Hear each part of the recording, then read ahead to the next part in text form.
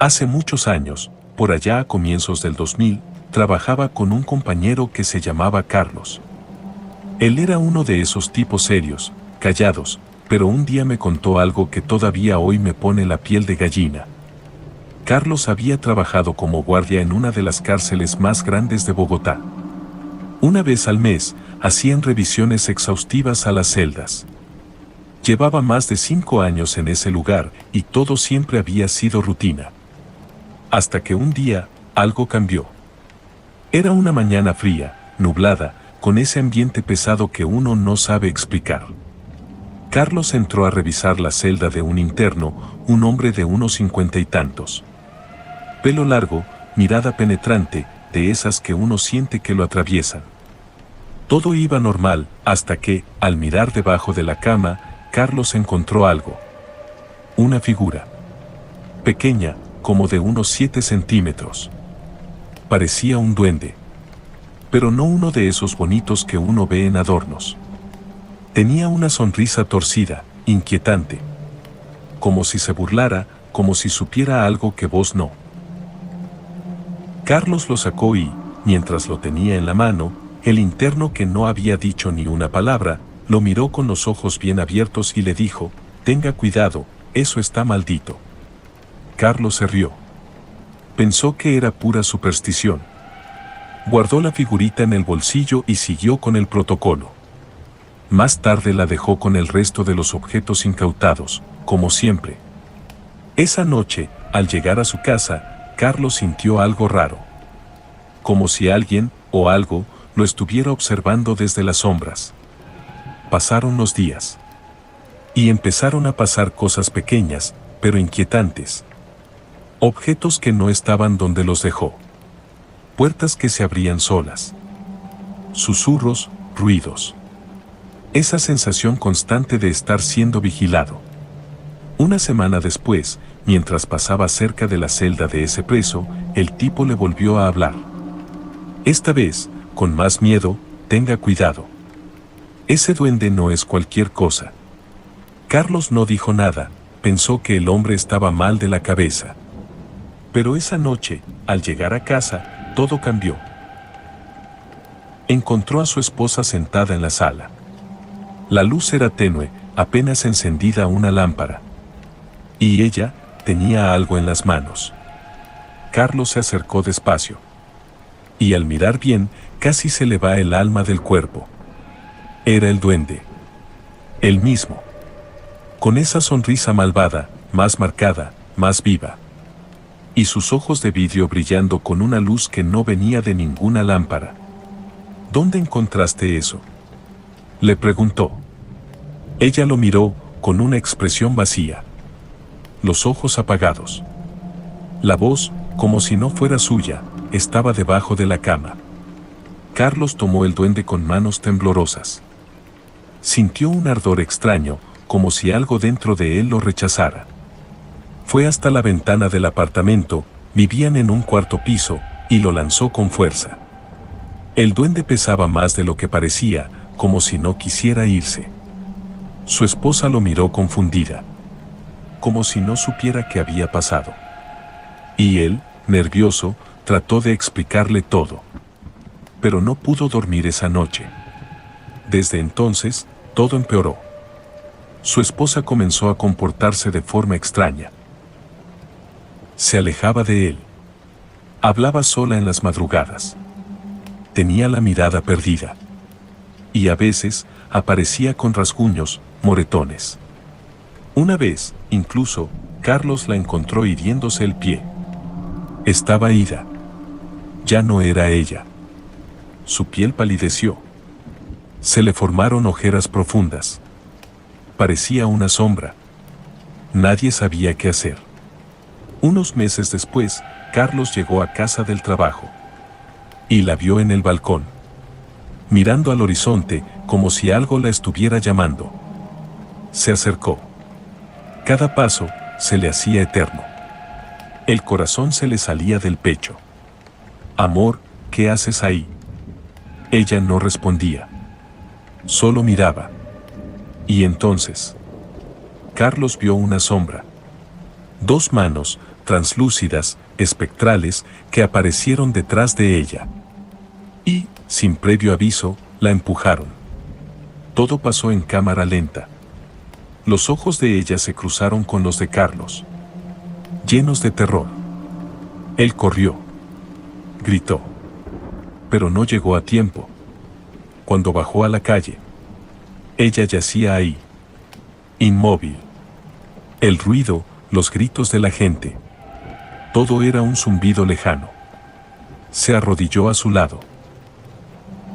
Y al tomar su mano, encontró algo apretado entre sus dedos. Era el duende. La figura maldita. Otra vez. Con su sonrisa torcida. Con su burla silenciosa. Carlos lo quemó. Cambió de casa. Intentó seguir con su vida. Pero nunca volvió a ser el mismo.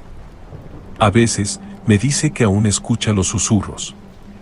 Que siente esa presencia en la oscuridad. Y que cada vez que sueña con ella, está allí. El duende. Porque algunas cosas no se van tan fácil.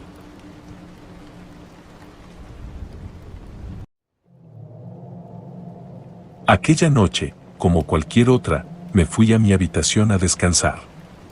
La lámpara en la esquina proyectaba sombras suaves sobre las paredes color marfil, mientras el murmullo lejano del tráfico nocturno me arrullaba hasta quedarme dormido. La cama era cómoda, pero esa noche se sentía fría. Demasiado fría. Las cortinas se movían suavemente con la brisa que entraba por la ventana entreabierta, creando un susurro extraño. La casa estaba en silencio, salvo por el tic-tac del reloj y el crujido ocasional de la madera vieja. Pasaron unos minutos y me desperté de golpe. Algo andaba mal. No podía moverme. Sentía un peso en el pecho, como si algo invisible me aplastara.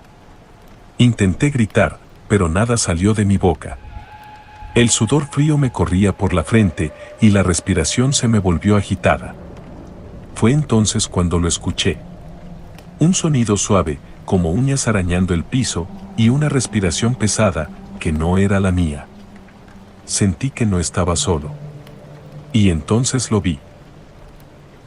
Dos ojos brillantes me observaban en la oscuridad con una furia que me heló la sangre. Era un perro. O al menos, parecía un perro.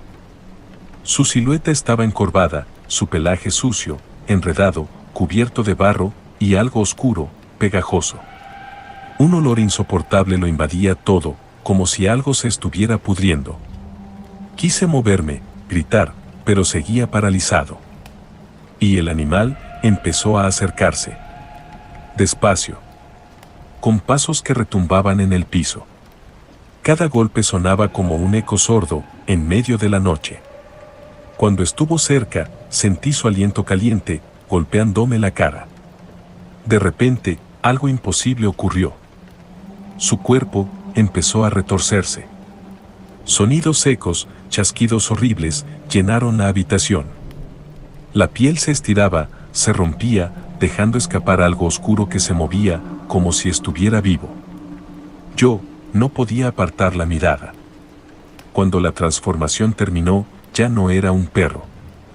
Frente a mí, había una criatura humanoide, enorme, con extremidades alargadas y deformes. Su rostro estaba cubierto por una máscara hecha de huesos. Y sus ojos, vacíos, brillaban en la oscuridad, atravesándome el alma. El aire se volvió espeso. Casi no podía respirar. Esa cosa se inclinó hacia mí y emitió un sonido gutural, un susurro que no entendía. Pero esas palabras cargaban algo tan antiguo que sentí que mi sangre se congelaba. Era como si muchas voces hablasen al mismo tiempo. Un murmullo que se metía en mi cabeza, rompiéndome la mente en pedazos. Cerré los ojos con fuerza, deseando que todo desapareciera. La opresión en mi pecho duró unos segundos eternos. Hasta que, de pronto, todo quedó en silencio. Cuando reuní el valor para abrirlos, la habitación estaba tranquila, oscura otra vez. El reloj marcaba las 3 de la mañana. La hora maldita, según dicen. Me levanté temblando. Encendí la luz. Y entonces lo vi. En el suelo, frente a la puerta. Había huellas. Huellas enormes, de perro. Intenté convencerme de que había sido un sueño.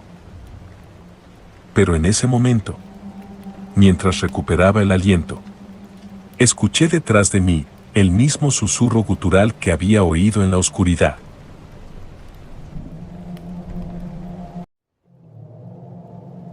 Nunca imaginé que la tierra donde crecí terminaría convirtiéndose en mi peor condena.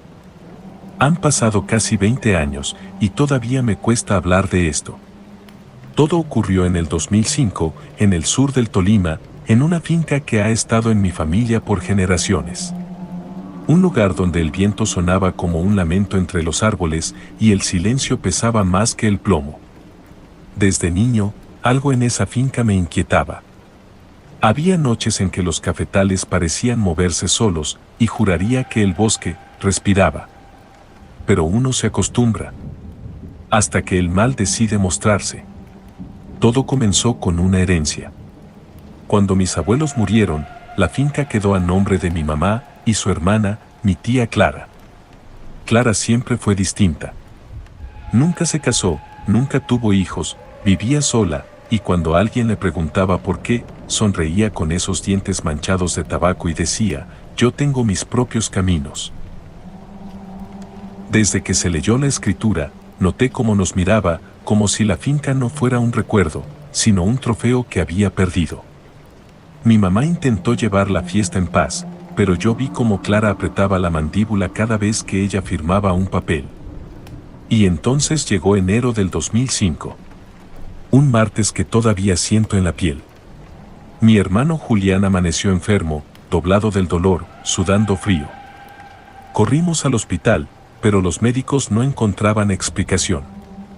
Le hicieron exámenes, estudios, todo y nada. 3 días después, se nos fue. Pero lo extraño no fue su muerte. Fue lo que pasó después. Cuando lo velamos, el cuerpo empezó a botar agua, litros y litros, como si por dentro se estuviera pudriendo. El ataúd tenía bandejas debajo porque el piso se estaba encharcando. Y su cara cambiaba cada vez que lo miraba. Primero hinchada, después chupada, como si se secara. El día del entierro, cuando abrieron el ataúd, Julián estaba seco. Flaco, como antes. Esa imagen me partió en dos, porque entendí que aquello no era natural. Un vecino trajo a un hombre, un anciano que, apenas verlo, me heló la sangre. Piel curtida, ojos como brasas apagadas y un bastón que parecía más viejo que él. No saludó. Solo empezó a caminar por la finca, en silencio. De repente, se detuvo frente a la cocina. Levantó la vista, olfateó el aire y dijo con voz grave, aquí está, el mal. Subió al zarzo y, minutos después, bajó con algo que me cortó la respiración, una foto de Julián, envuelta en bolsas negras, llena de tierra podrida y agujas oxidadas atravesándola. Sentí un frío recorrerme la nuca, como si alguien invisible me soplara en la piel. El anciano nos miró y dijo, esto no es un accidente. Aquí hubo odio, del más profundo. No dijo nombres. Pero en esa cocina, todos pensamos lo mismo.